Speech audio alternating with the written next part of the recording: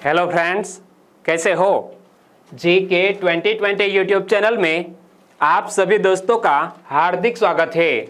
हम बायोडाइवर्सिटी में पिछले कई दिनों से वर्ल्ड जियोग्राफी और इंडियन जियोग्राफी की बात करते आ रहे हैं और आज भी इसी टॉपिक को हम कंटिन्यू करने जा रहे हैं। और यह वीडियो किसके लिए हेल्पफुल है?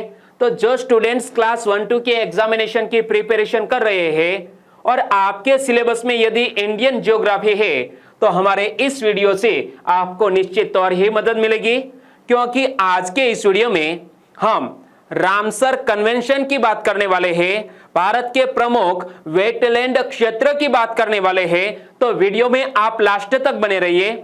लास्ट में कमेंट सेक्शन में जरूर बताना कि यह वीडियो आपको कैसा लगा। ओके, चलिए बिना वक्त गंवाए स्टार्ट करें।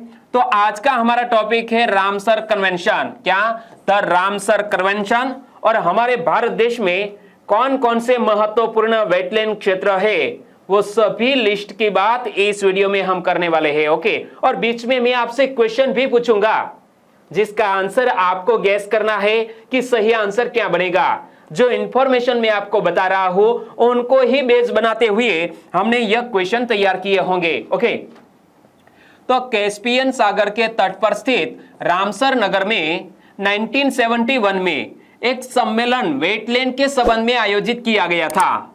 इस कन्वेंशन में अंतरराष्ट्रीय स्तर पर एक संधि की गई थी जिसका मुख्य उद्देश्य क्या था?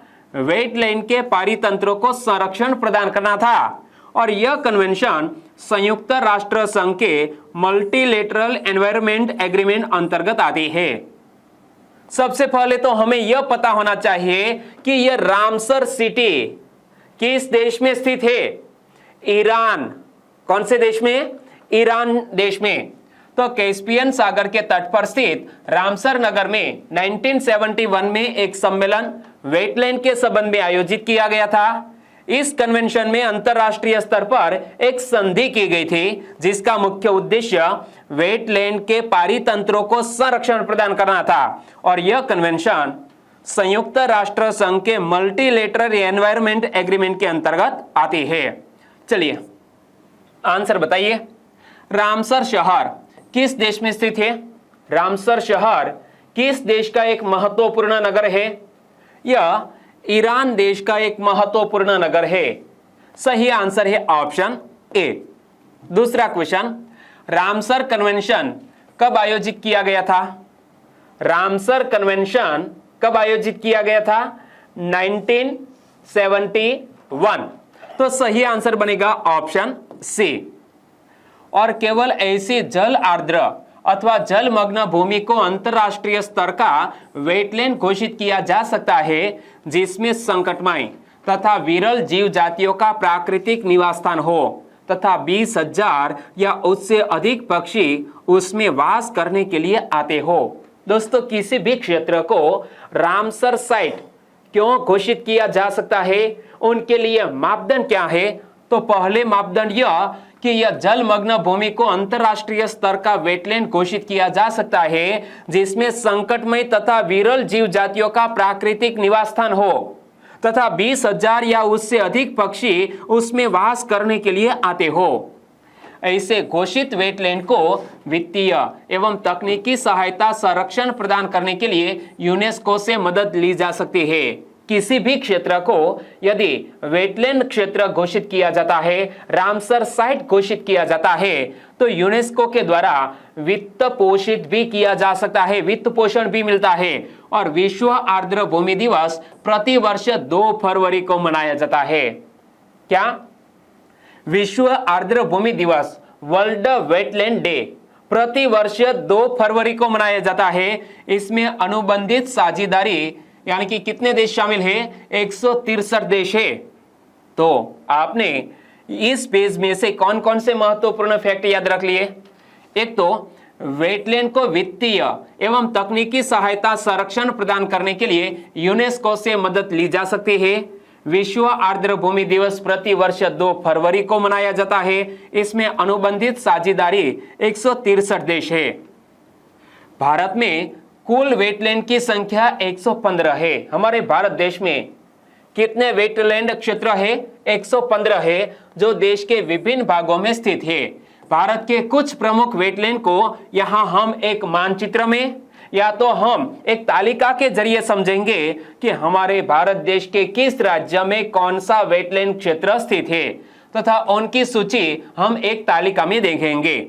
लेकिन दोस्तों, हाल ही में हम आजादी का अमृत महोत्सव मना रहे हैं, यानी कि आजादी की 75वीं सालगिरह। तो हमारे भारत देश की सरकार ने क्या तय किया है कि बहुत सारे ऐसे आर्द्र भूमि को, वेटलैंड क्षेत्र को रामसर साइट घोषित करने के लिए एक लंबी लिस्ट तैयार की है। और हमारे भारत देश में आजादी के अमृत महोत्सव के अंतर्गत ऐसी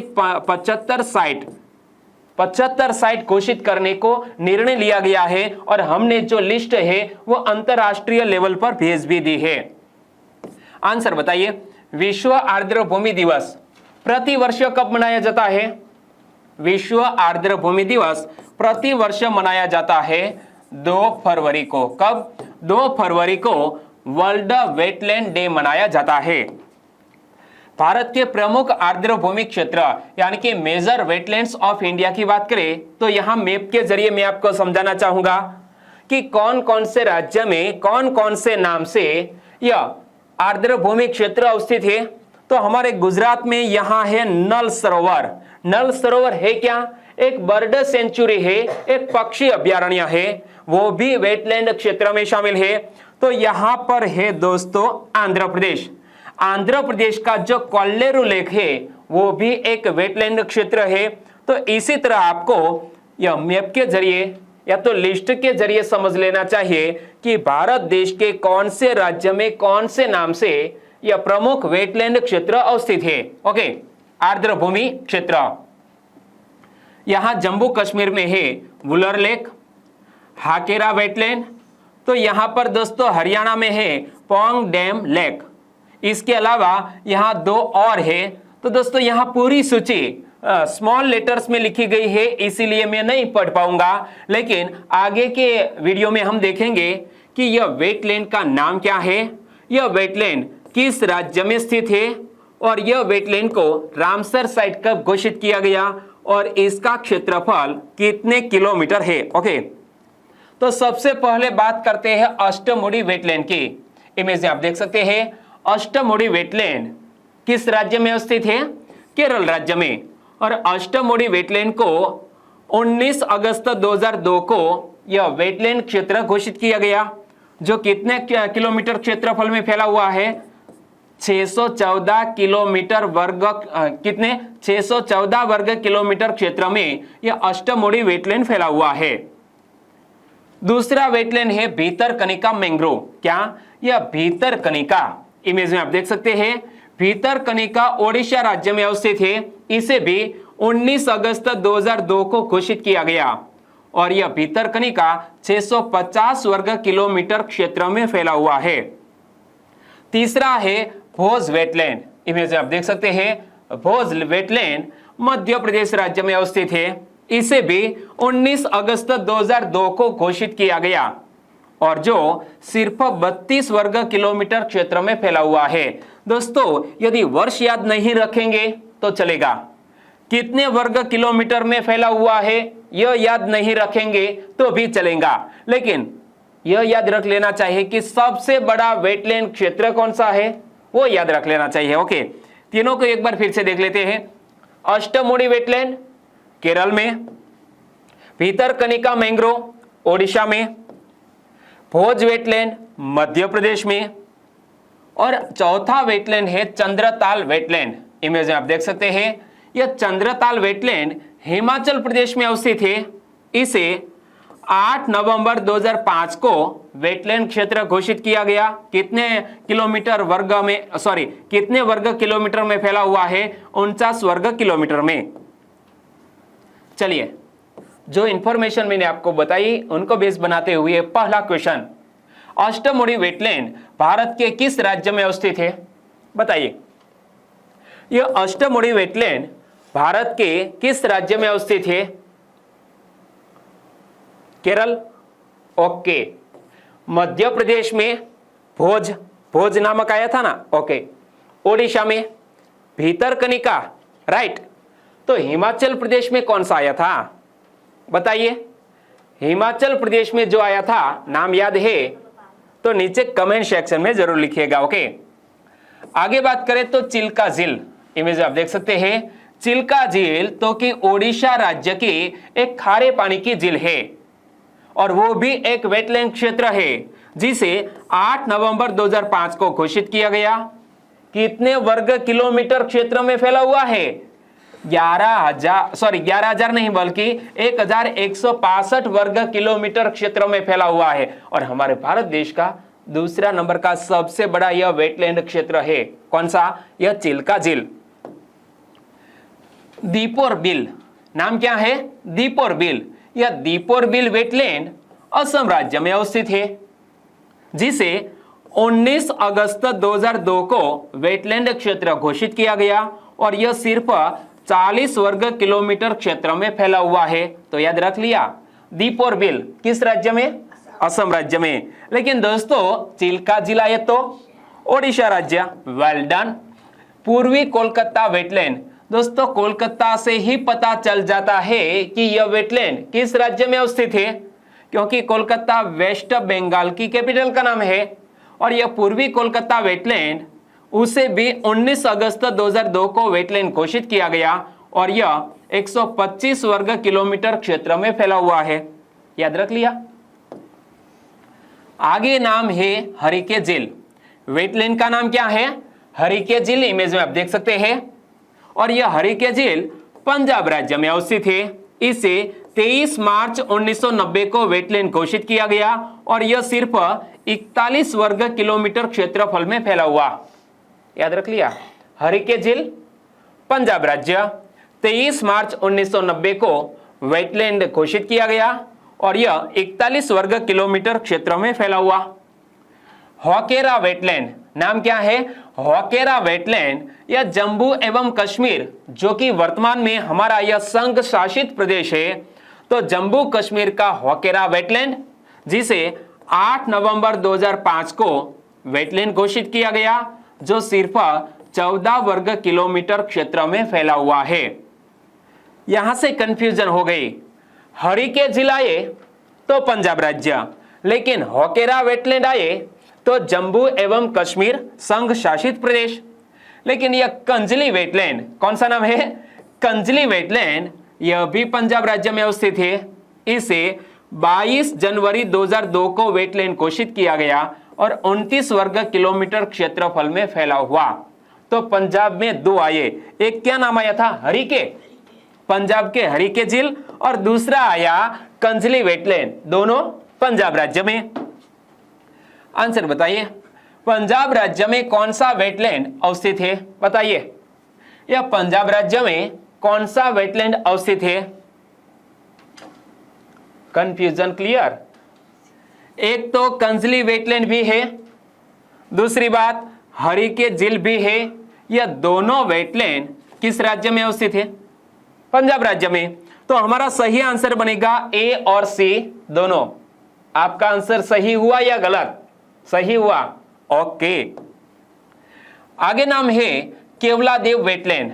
बहुत बार आपने सुना होगा केवलादेव नेशनल पार्क, केवलादेव राष्ट्रीय उद्यान, ओके। वहां पर साइबेरियन क्रेन जो एक पक्षी है वो खास तौर पर शीतकालीन ऋतु में यहां आता है केवलादेव वेटलैंड में। तो यह केवलादेव वेटलैंड राजस्थान में अवस्थित है और इसे 1 अक्टूबर 1981 को वेटलैंड घोषित किया गया और 29 वर्ग किलोमीटर में फैला हुआ है। याद रख लिया, केवलादेव वेटलैंड किस राज्य में? राजस्थान में।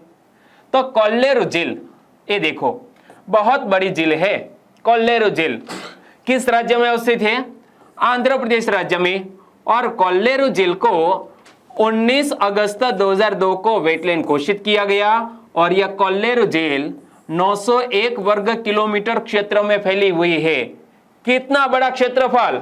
901 वर्ग किलोमीटर में फैली हुई यह कोल्लेरू झील आंध्र प्रदेश राज्य में अवस्थित और इसे 2002 में वेटलैंड घोषित किया गया। लोकटक झील, लोकटक झील बहुत बार मैंने आपको यह नाम बताया है। लोकटक झील मणिपुर राज्य में अवस्थित है और लोकटक झील को वेटलैंड घोषित किया गया 23 मार्च 2019 को और जो तकरीबन 266 वर्ग किलोमीटर क्षेत्रफल में फैला हुआ। याद रख लिया? सभी डाउट क्लियर? लोकटक झील मणिपुर में 2019 में वेटलैंड घोषित किया गया, क्षेत्रफल है 266 वर्ग किलोमीटर। पॉइंट कैलीमेरे, क्या नाम है? पॉइंट कैलीमेरे, यह तमिलनाडु का वेटलैंड क्षेत्र है। इसे 19 अगस्त 2002 को वेटलैंड घोषित किया गया जो तकरीबन 385 वर्ग किलोमीटर में फैला हुआ है। एक बार फिर से 3 या 4 वेटलैंड के नाम हम फिर से पढ़ लेते हैं। केवलादेव वेटलैंड राजस्थान, कोल्लेरू झील आंध्र प्रदेश, लोकटक झील मणिपुर और पॉइंट कैलीमेरे वो तमिलनाडु राज्य में। क्लियर? आगे दोस्तों एक बहुत बढ़िया सा क्वेश्चन आपकी स्क्रीन पर है कि एक तरफ वेटलैंड के नाम है और दूसरी तरफ राज्य का नाम है, तो यह वेटलैंड और राज्य के संदर्भ में सही जोड़ सुमिलित कीजिए। बताइए किसको किसके साथ जोड़ू? पॉइंट कैलीमेरे को किसके साथ जोड़ू? अच्छा, तमिलनाडु के साथ। लोकटक झील, लोकटक झील मणिपुर, वेल डन।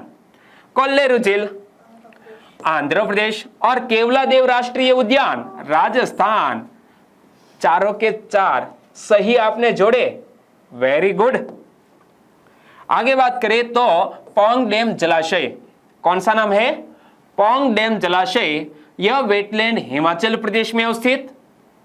19 अगस्त 2002 को इसे वेटलैंड क्षेत्र घोषित किया गया जो 157 वर्ग किलोमीटर में फैला हुआ है।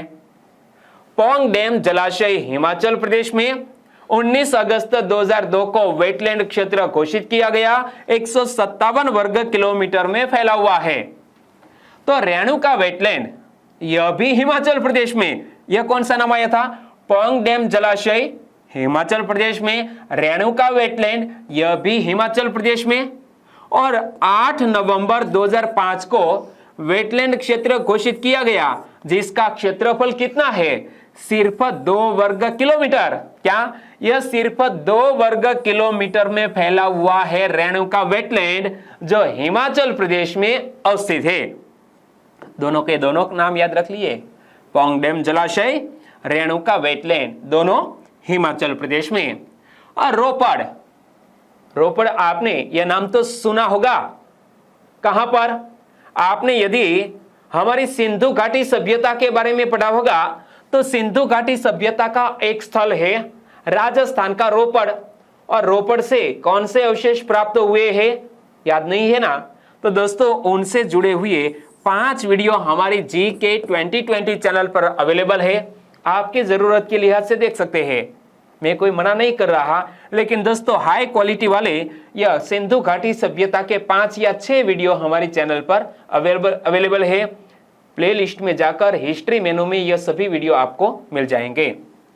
तो रोपड़ जो कि वर्तमान नाम है रूपनगर, यह पंजाब राज्य में अवस्थित है और रोपड़ को वेटलैंड क्षेत्र घोषित किया गया 22 जनवरी 2002 को और जो 14 वर्ग किलोमीटर में फैला हुआ है। रुद्र सागर, ये देखो रुद्र सागर यह है त्रिपुरा में। त्रिपुरा का रुद्र सागर वेटलैंड जिसे 8 नवंबर 2005 को वेटलैंड घोषित किया गया जो सिर्फ 2.5 वर्ग किलोमीटर में फैला हुआ है। कितने?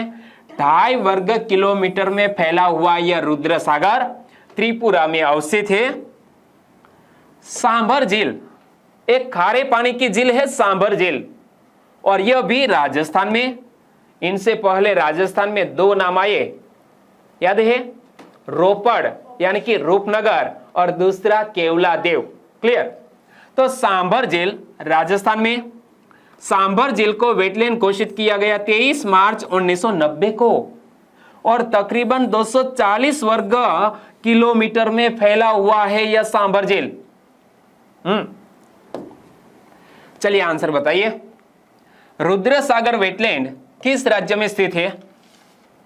विथ इमेज बताया। रुद्रसागर वेटलैंड किस राज्य में स्थित है? यह त्रिपुरा राज्य में स्थित है। सही आंसर बनेगा ऑप्शन बी।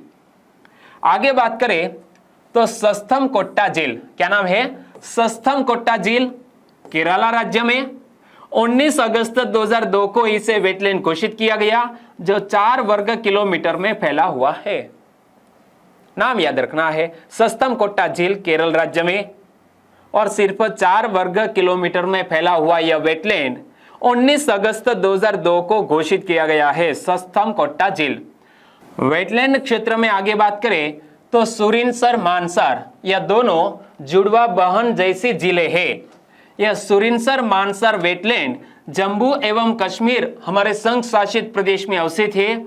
इसे 8 नवंबर 2005 को घोषित किया गया और यह सुरिनसर मानसर वेटलैंड 4 वर्ग किलोमीटर में फैला हुआ है। आगे बात करें तो त्सो मोरिरी, इमेज में आप देख सकते हैं, त्सो मोरिरी वेटलैंड लद्दाख हमारे संघ शासित प्रदेश में अवस्थित, इसे 19 अगस्त 2002 को वेटलैंड घोषित किया गया और यह 120 वर्ग किलोमीटर में फैला हुआ वेटलैंड है। त्सो मोरिरी याद रख लिया, लद्दाख संघ शासित प्रदेश में। आंसर बताइए, त्सो मोरिरी निम्न में से किस राज्य या संघ शासित प्रदेश का वेटलैंड क्षेत्र है? त्सो मोरिरी, मैंने आपको बताया पिछली ही स्लाइड में, मैंने आपको बताया कि त्सो मोरिरी लद्दाख संघ शासित प्रदेश का एक वेटलैंड क्षेत्र है। आगे बात करें तो गंगा का ऊपरी घाट, जिसे ब्रिज घाट से लेकर नरोरा तक हम कह सकते हैं, इसे कहा जाता है गंगा का ऊपरी घाट। यह गंगा का ऊपरी घाट उत्तर प्रदेश में, यह भी एक वेटलैंड क्षेत्र है, जिसे 8 नवंबर 2005 को घोषित किया गया और यह तकरीबन 266 वर्ग किलोमीटर क्षेत्र में फैला हुआ है। गंगा का ऊपरी घाट उत्तर प्रदेश, 8 नवंबर 2005 को वेटलैंड घोषित किया गया, 266 वर्ग किलोमीटर में फैला हुआ।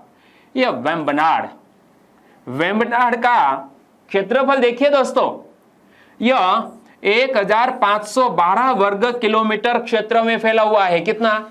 यानी कि हमारा भारत देश का सबसे बड़ा वेटलैंड हम जिसे कह सकते हैं वो है वेम्बनाड, 1512 वर्ग किलोमीटर में फैला हुआ, और यह केरल राज्य का वेटलैंड क्षेत्र, इसे 19 अगस्त 2002 को वेटलैंड घोषित किया गया। आगे बात करें तो वेटलैंड का कुल क्षेत्रफल हमारे भारत देश में है 6,77,171 हेक्टेयर, और वेटलैंड का भारत के विभिन्न राज्यों में वितरण आगे हम तालिका में देखें तो एक तरफ है राज्य का नाम और दूसरी तरफ है वेटलैंड का नाम। तो अभी तक हमने जो पूरी लिस्ट पढ़ी, इसे हम यहाँ कुछ एनालिसिस करके आपके सामने रख रहे हैं कि कौन सा वेटलैंड कौन से राज्य में अवस्थित है। तो सबसे पहले तो याद रखो कोल्लेरू, कहां पर? सीमांध्र कहे या तो सीमांध्र कहे या तो आंध्र प्रदेश में कोल्लेरू झील, दीपोर बिल असम राज्य में, जम्मू कश्मीर में सुरिनसर, वुलर या त्सो मोरिरी अब है लद्दाख में। कहां पर? लद्दाख में। केरल में अष्टमुड़ी, सस्थमकोट्टा और वेम्बनाड, और वेम्बनाड हमारे भारत देश के सबसे बड़े वेटलैंड में शामिल है, आर्द्रभूमि में। मध्य प्रदेश का सिर्फ एक ही वेटलैंड, नाम है भोज। पंजाब में आए हरिके, कंजली, रोपड़ या तो रूपनगर, यह तीनों पंजाब राज्य में। तो ओडिशा में भितरकनिका, भितरकनिका और चिल्का झील ओडिशा राज्य में। राजस्थान में है केवलादेव, घाना और सांभर। ओके, राजस्थान में 3। दोस्तों इनसे पहले शायद मैंने रोपड़ का नाम राजस्थान में तो नहीं लिया था। ओके, कंफ्यूजन प्लीज सॉल्व कर लीजिएगा कि रोपड़, रूपनगर यह पंजाब राज्य का एक पुरातात्विक स्थल है। ओके, एक बार फिर से देख लो कि आंध्र प्रदेश में कोल्लेरू, असम में दीपोर बिल, जम्मू कश्मीर में सुरिनसर और वुलर, त्सो मोरिरी यह लद्दाख में, केरल में अष्टमुड़ी, सस्तमकोट्टा, वेम्बनाड, मध्य प्रदेश का भोज, पंजाब का हरिके, कंजली, रोपड़ यानी कि रूपनगर, ओडिशा में भितरकनिका और चिल्का झील, राजस्थान में केवलादेव, घाना एवं सांभर। आंसर बताइए।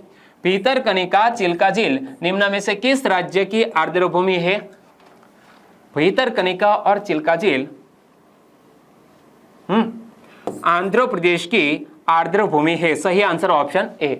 वीडियो को खत्म करते हैं। हमने यहाँ प्रमुख हमारे भारत देश के वेटलैंड क्षेत्रों के नाम पढ़े और यह वेटलैंड किस राज्य में अवस्थित है, कितने वर्ग किलोमीटर में फैला हुआ है।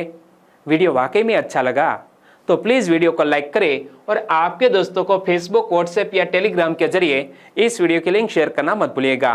कल हम इसी टॉपिक में यानी कि बायोडाइवर्सिटी में कुछ और महत्वपूर्ण फैक्ट लेकर आपके सामने मौजूद होंगे।